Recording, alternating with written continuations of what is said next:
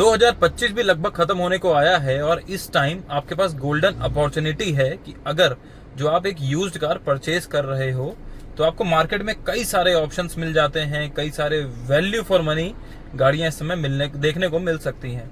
उन्हीं के बीच में हमारा बजट भी होता है। मैंने इस वीडियो के तहत 5 लाख का बजट इसलिए बनाया है, जो मिडिल क्लास आदमी नहीं सोच सकता 10-15 लाख तक जाने का, तो वो 5 लाख के बजट में उसको सब कुछ एडजस्ट करना होता है, फैमिली को भी लेके चलना होता है। तो मैंने ना कंफ्यूजन को बढ़ाते हुए मैंने लिस्ट उन केवल 5 गाड़ियों को प्रेफरेंस दी है जो आप बिल्कुल से प्रेफर कर सकते हो अगर आपने मन बनाया है यूज्ड कार लेने का। तो ये वीडियो बनाने का मकसद एकदम भी मेरा कंफ्यूज करने का नहीं है आपको, कि मैं आपको 5 लाख की रेंज में वो गाड़ियां भी दिखाऊं जो शायद उस बजट में आ सकती हैं और आपको लेनी चाहिए, आप ले सकते हो। नहीं, मैंने इस लिस्ट को बहुत ज्यादा सिंपल रखा है। और हाँ, मैं ये भी बताना चाहूंगा कि 50-60 हजार का ऊपर नीचे आप बजट लेके चल सकते हो। जरूरी नहीं है जो मैं बता रहा हूँ 5 लाख के अगर अंदर गाड़ी मैंने जो आपको सजेस्ट करी है वो आ ही जाए। दूसरी प्रेफरेंस मैं ये दूंगा कि अगर आप किसी दोस्त यार की गाड़ी है जो बहुत सालों से देख रहे हो, जानते हो और आपका मन बना चुके हो उसको लेने का, तो निश्चिंत होकर आप उसी को प्रायोरिटी दीजिएगा। उसका क्योंकि कारण है, आपको मीटर रोल बैक में आपको कोई इशू नहीं आएगा, आपको जेन्युइन गाड़ी जितना चली है वो आपको पता रहेगी, कहाँ सर्विस हुई है, तो आपके पास पूरा रिकॉर्ड रहेगा। बिना किसी टेंशन के आप वो गाड़ी प्रेफर कर सकते हो। तीसरा, अगर आप मान लो बाहर से गाड़ी देखने का प्रेफर कर रहे हो तो यूज्ड कार के जो प्लेटफॉर्म आते हैं आप उनको प्रेफरेंस देना बजाय कि डीलर से, क्योंकि आपके पास एटलीस्ट 5-6 दिन की या हफ्ते भर की एक एश्योरिटी आपके पास होगी, जिसमें आप गाड़ी आपको अगर नहीं समझ में आ रही हफ्ते भर में तो उन प्लेटफॉर्म्स को जाके वापसी कर सकते हो। और क्योंकि इतने प्लेटफॉर्म बड़े हैं, वो अपना वैल्यू रखते हैं मार्केट में, तो आपकी बात सुनेंगे। डीलर जो होता है उसको कोई मतलब नहीं होता है, उसने एक बार आपको गाड़ी दे दी, आपने खरीद ली और काम खत्म। उसके बाद उसकी कोई रिलायबिलिटी या रिस्पॉन्सिबिलिटी वो नहीं लेना चाहता है, ना वो लेता है यूजुअल केसेस में। ठीक है, और जल्दी से मैं वीडियो शुरू करता हूं आपको ये बता के भी कि अगर आपको वाकई में गाड़ी लेनी है और आपको कोई भी कंफ्यूजन है तो आप इस ईमेल आईडी पे जो नीचे आ रही है इस पे मेरे को ईमेल कर सकते हो। आपको कोई भी कंफ्यूजन है, मैं आपको पर्सनली रीच आउट करूंगा, मेरी टीम कौन सी कार की रीच आउट करेगी, आपकी हेल्प करेगी। तो चलिए शुरू करते हैं। नंबर 5 पे मैंने रखा है मारुति स्विफ्ट को। 2017-2018 मॉडल, इस बजट में, इस रेंज में 5 लाख के अंडर आपको बेस्ट मिल जाना चाहिए। ZXi, VXi दोनों में से कोई भी एक ऑप्शन मिले, पेट्रोल वेरिएंट, तो आप उस पर जा सकते हो। ब्लाइंड बेट है क्योंकि आपको पता है मारुति सुजुकी हर गली में स्पेयर पार्ट्स अवेलेबल होते ही हैं, हर मैकेनिक को पता होता है कैसे गाड़ी सर्विसिंग करनी है, और अगर कोई ब्रेकडाउन होता भी है तो हर मैकेनिक उसमें हाथ डालता है खुश होके, क्योंकि उसको अंदर से बाहर तक इस गाड़ी की नॉलेज रहती है, मारुति सुजुकी गाड़ियों की। तो अगर आप ये सब फैक्टर दिमाग में रखते हो, एक नो नॉनसेंस गाड़ी चाहते हो आज की डेट में यूज्ड कार में, तो आप एक मारुति सुजुकी को ब्लाइंड बेट है, आप उसमें बिना सोचे समझे नो नॉनसेंस बजट कार आप पसंद कर सकते हो, इस पे जा सकते हो। नंबर 4 पे मैंने रखा है अपनी Hyundai i20 को। Hyundai i20 2015-2017 एस्टा या स्पोर्ट्स, इन दोनों में कोई भी मॉडल मिले तो वो गो टू ऑप्शन है आपके लिए, और होने भी चाहिए। एक तो ये प्रीमियम फील देती है Hyundai होने की वजह से, आपको केबिन स्पेस थोड़ा ज्यादा मिलता है, और हाँ, अगर आपको थोड़ी कहते हैं ना फीचरिस्टिक गाड़ी चाहिए मारुति के कंपैरिजन में, तो आप इसको प्रेफरेंस दे सकते हो।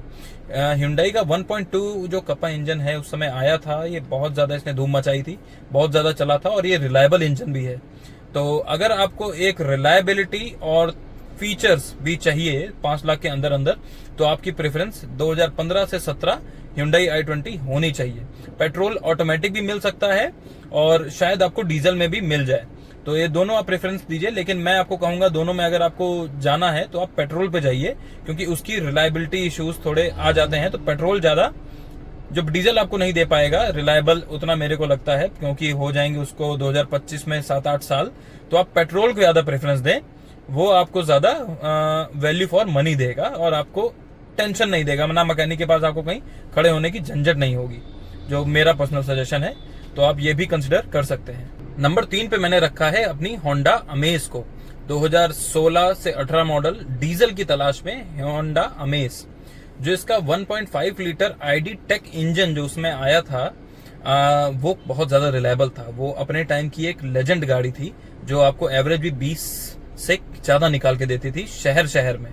तो अगर आपकी एक मैं कहूँ माइलेज प्रायोरिटी है और अगर आपको ऑप्शन मिलता है होंडा अमेज डीजल पे जाने का, तो आप इस पे जा सकते हो। इसमें क्या ढूंढना चाहिए, 2016 से 18 में जो VX वेरिएंट आया था वो आप इसमें जरूर देखें, क्योंकि वो बहुत ज्यादा रिलायबल था अपने टाइम का। अब इसमें आपको चेक क्या करना है, क्योंकि डीजल मैं आपको प्रेफरेंस दे रहा हूं, तो आप उसकी क्लच प्लेट को प्रेफरेंस दें, उसकी आप बुशिंग भी देख सकते हो, सस्पेंशन की। अगर आपको ये सब चीजें ओके लगती हैं तो ये आपका मेन गो टू ऑप्शन होना चाहिए। और हाँ, अगर आपकी मंथली रनिंग 1500 या उससे ज्यादा है तो आपकी पहली प्रायोरिटी होंडा अमेज डीजल ही होनी चाहिए, जो मैंने आईडी-टेक इंजन आपको बताया है वो। नंबर 2 पे मैंने रखा है अपनी टाटा टियागो को। 2017-2019 मॉडल अगर आपको कहीं मिलती है तो इसको आप पकड़ लें। ये बहुत उन कम गाड़ियों में से है जो उस टाइम अपनी 4 स्टार ग्लोबल एनकैप रेटिंग लेके आई थी।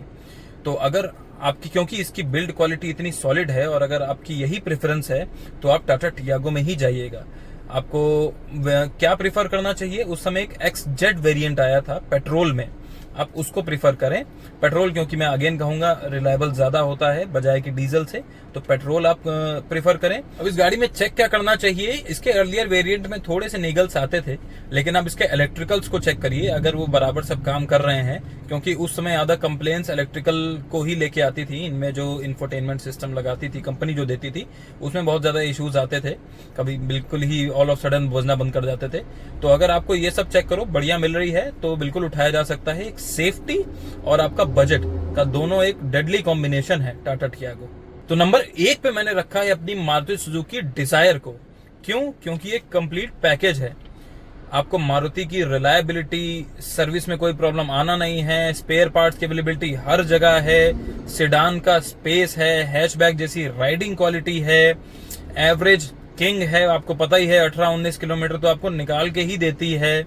और सबसे आखिरी चीज और मेन चीज जो इसका कौन है वो है इसकी रीसेल वैल्यू, जो इसका एक मेन एडवांटेज है। मुझे लगता है इसकी ये अनबीटेबल है, इसको तो कोई आज तक तोड़ ही नहीं पाया है, कोई दूसरी ब्रांड इसके आसपास भी आके नहीं खड़ी हो पाई है डिजायर की रीसेल वैल्यू की। अब आपको इसमें क्या ढूंढना चाहिए, 17 से 19 मॉडल ZXi जो इसमें आया था वो आप प्रिफर करें। अब ये डिजायर लेते समय चेक क्या करना चाहिए, वही यूजुअली गाड़ी आप चेक करिए, सर्विस हिस्ट्री चेक करिए, normal wear and tear check करिए, गाड़ी कहीं लड़ी भिड़ी तो नहीं है, एक्सीडेंटल नहीं है, थोड़ी बहुत अगर खावर खरोच है तो वो चलता है, इंजन ज्यादा रनिंग नहीं होना चाहिए, 60-70 हजार तक में अगर आपको मिलता है तो भी बहुत ज्यादा एडवांटेजेस है, आप इसको प्रिफर करें। अगर आपको कोई भी समझ नहीं आ रहा है गाड़ी लेनी है तो आप बिना सोचे समझे मारुति सुजुकी डिजायर ले आओ, ये आपको कभी निराश नहीं करेगी किसी भी एस्पेक्ट में, चाहे वो स्पेस हो, चाहे वो क्योंकि वो सिडान है तो आपको पता ही है स्पेस आपको कैसा मिलने वाला है, राइडिंग क्वालिटी सुपर्ब है, आपको किसी भी एस्पेक्ट में मैं आपको बता रहा हूं, ये मेरी टॉप पिक, इसीलिए मैंने इसको मारुति सुजुकी डिजायर को नंबर 1 पे रखा है। फाइनल मेरी कॉल ये रहेगी, आपको क्या लेना चाहिए इस बजट में और क्या इग्नोर करना चाहिए। क्या लेना चाहिए वो मैंने बता दिया, लेकिन क्या इग्नोर करना चाहिए वो मैं आपको बताता हूं।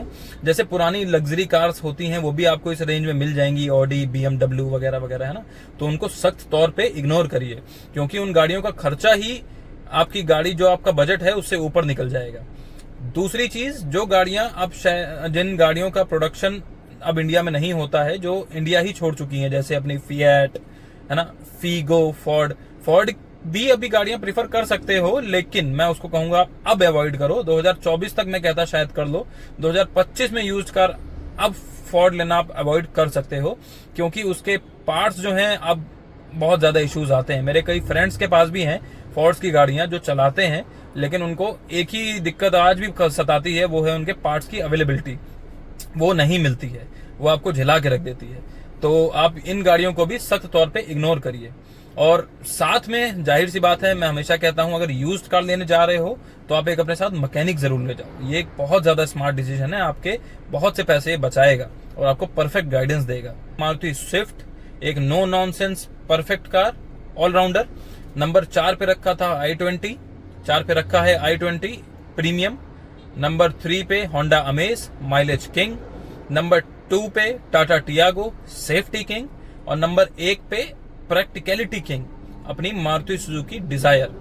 तो मुझे कमेंट करके बताइएगा आपको ये लिस्ट कैसी लगी और कौन सी ऐसी गाड़ी है जिसको मैं ऐड कर सकता था इस लिस्ट में और शायद से मैंने मिस आउट किया, तो मैं उस पर भी आपको जवाब जरूर से दूंगा। और हाँ, एक चीज और, अगर आप कोई गाड़ी पसंद कर चुके हो लेकिन अभी भी आपको कहीं उसमें कंफ्यूजन आ रही है, तो आप कौन सी कार की हेल्प ले सकते हो? या तो इस ईमेल आईडी पे या तो इस वेबसाइट पे जा सकते हो और मेरी हेल्प ले सकते हो। या कौन सी कार की हेल्प ले सकते हो, मैं पर्सनली आपको रीच आउट करूंगा आपकी सारी कंफ्यूजन दूर करने में।